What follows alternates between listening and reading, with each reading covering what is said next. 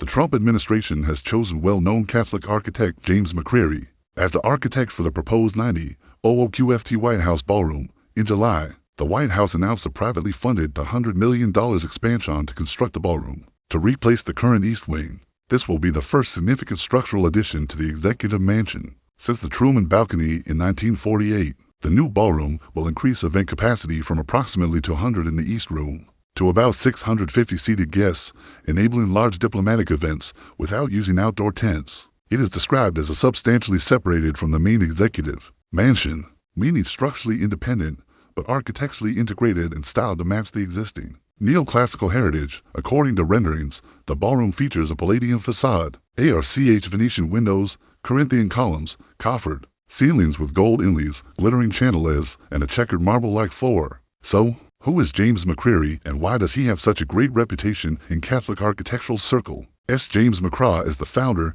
and CEO of McCraw Architects, a Washington, D.C. BASED firm renowned for its classical and traditional architectural style. He holds the architecture degrees from Ohio State University and previously worked under modernist architect Peter Eisenman. Over time, his philosophy shifted. He moved away from late modernism toward classical ideals, training under Alan Greenberg and ultimately fully embracing neoclassicalism. McCreary served from 2019 to 2024 on the U.S. Commission of Fine Arts, appointed by President Trump during his first term. He is also an associate professor of architecture at the Catholic University of America School of Architecture and a co-founder of the National Civic Arts Society, which is an organization advocating classical federal architecture. So, here's why a lot of Catholics are excited about this. McCreary has a stellar reputation for restoring traditional architecture within new Catholic churches around the USA. One of his most well-known projects is that of the Cathedral of the Most Sacred Heart of Jesus in Knoxville, Tennessee.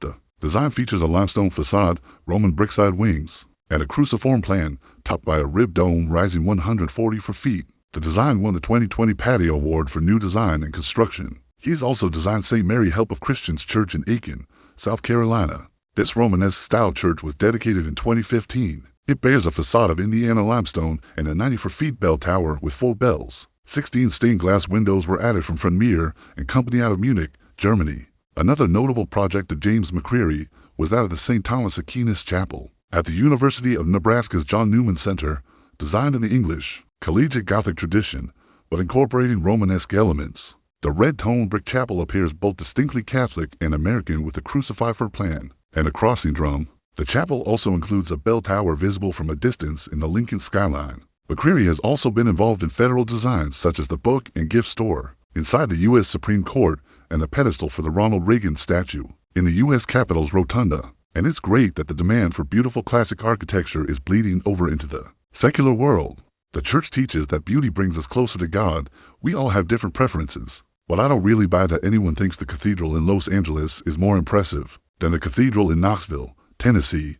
And it's not just in church that we should be experiencing man-made beauty. We should be able to walk around the country's capital or through the streets of our own towns and be inspired by the architecture around us, with the Catholic Church leading the way. I see no reason why we can't usher in an architectural renaissance, where people can feel the hand of God no matter where they travel. So, let us pray that James McCreary and many more like him will continue to lead the way in changing the world around us for the better. Thanks for watching, and let me know what your favorite neoclassical church is in the comments. Did you hear the news? The Trump administration has officially chosen renowned Catholic architect James McCreary to design what might become one of the most iconic architectural projects in modern American history, a brand new 90,000 square foot White House ballroom.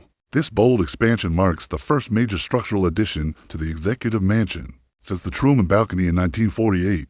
And what's more, it's not just any design, it's a classically inspired masterpiece. This isn't just about politics. This is about legacy, culture, beauty, and in many ways, faith. In July, the White House made headlines when it announced a privately funded $100 million expansion project to replace the current East Wing with a grand ballroom. The goal? To finally eliminate the need for outdoor tents during large state and diplomatic events. Right now, the East Room can hold about 200 people, but with McCreary's design, that number jumps to 650 seated guests, a game changer for global summits, major celebrations, and national ceremonies. But here's the real kicker. The ballroom will be structurally separate, meaning it won't disrupt the historic main mansion, but it'll still be architecturally integrated. Think neoclassical elegance in perfect harmony with the White House's timeless style. The renderings are stunning. They show a Palladian facade, arched Venetian windows, Corinthian columns, coffered ceilings with gold inlays, glittering chandeliers, and a checkered marble-like floor. It's the kind of design that whispers luxury and shouts dignity. A ballroom that feels like it belongs in the Rome of Caesar or the palaces of Vienna.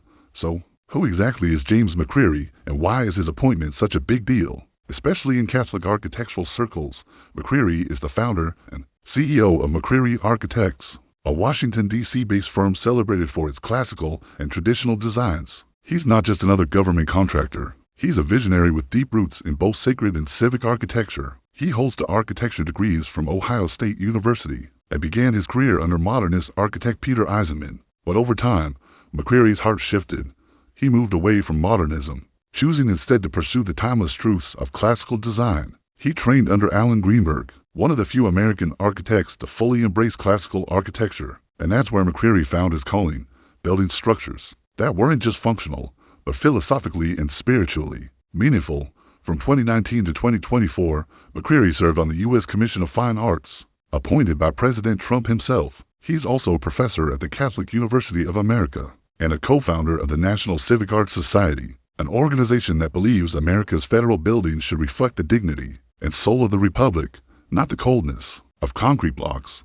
Here's where it gets even more interesting. Catholics across the country are excited, and for good reason. McCreary is not just a builder of federal structures. He's one of the most respected names in new traditional Catholic church design in the United States. Let's look at some of his most admired works. The Cathedral of the Most Sacred Heart of Jesus in Knoxville, Tennessee. This is perhaps his most celebrated design. A limestone facade, Roman brick side wings, and a 144-foot-tall ribbed dome that commands reverence. It won the 2020 Palladio Award, one of the highest honors in classical architecture. St. Mary Help of Christians Church in Aiken, South Carolina, dedicated in 2015, features a towering 94-foot bell tower, a facade of Indiana limestone, and 16 German stained glass windows crafted by the historic Franz Mayer & Co. in Munich. Then there's the St. Thomas Aquinas Chapel at the University of Nebraska's John Newman Center. This church blends English collegiate Gothic and Romanesque elements, creating a structure that feels both deeply Catholic and deeply American. Its cruciform plan and red brick walls rise under a crossing drum with a bell tower visible from across the city's skyline. These aren't just buildings, they're sacred spaces, places that lift the soul, challenge the modern spirit, and remind us that beauty is not optional, it's essential. McCreary's influence extends into the very heart of American government too. He designed the book and gift store inside the U.S. Supreme Court, a subtle but elegant space that thousands of visitors pass through every year. He also designed the pedestal for the Ronald Reagan statue in the U.S. Capitol Rotunda, a small but symbolic gesture of classical dignity in a place where history and democracy converge. His consistent presence in these civic projects proves one thing: beauty belongs in public life, not just inside cathedrals. Here's the bigger picture. For too long, we've accepted the idea that public buildings should be bland, minimalist, or purely functional. But why? Why can't our cities inspire us the way cathedrals do? The Catholic Church teaches that beauty brings us closer to God. It's not about personal taste. It's about the divine order reflected in symmetry, form, and light. And I don't know about you, but I just don't believe anyone honestly thinks the Los Angeles Cathedral, that big concrete box, is more beautiful or inspiring than the Cathedral of the Sacred Heart in Knoxville. We need beauty in our churches, yes, but also in our schools, city halls, and even our ballrooms. The appointment of James McCreary is more than a design decision. It's a symbol of hope, a return to excellence, a signal that maybe, just maybe, we're beginning to see a new architectural renaissance in America.